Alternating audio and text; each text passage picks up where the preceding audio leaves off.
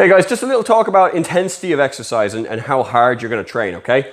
Intensity is absolutely relative, right? So if you've been training a lot, then 50 push-ups might not seem like a very big number. If you haven't been training a lot, 50 push-ups is insurmountable initially, okay? So what I want to talk about here is this very, very simple diagram, and it's really important that you're aware of this for your own training. Along here, on this axis, is the challenge. So the further up we go, the bigger the challenge. Let's say if you're weightlifting, the higher up you go, the heavier the weight, right? Along here is your strength or your skill level. So this is an absolute beginner and this is an expert, okay? What we're looking to do is to try and stay in this flow position, trying to progress along this path. So as your strength or skill increases, the challenges that you're given will increase. Now, if you always do the same exercise, after a while, your strength and skill is going to increase and you're going to be bored and you're not going to grow.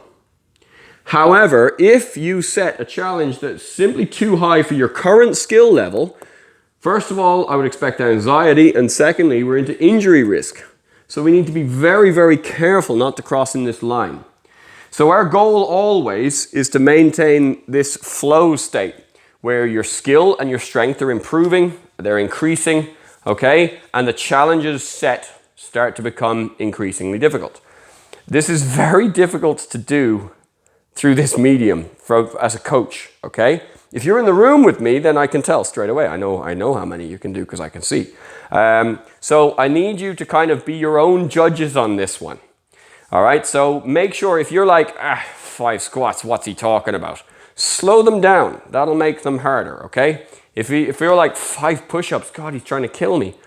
Go on your knees, go easier, okay? So I'm going to ask you to be your own judge on this one, all right? And you should feel your skill and your strength improving. Definitely you will over the next 6 weeks, okay? So the next video, we're going to talk about 4 little tests that we're going to use that'll give us an idea of our level. And we'll test at the start of the 6 weeks and we'll test at the end of the 6 weeks. And I would expect to see significant difference there. Cheers, guys.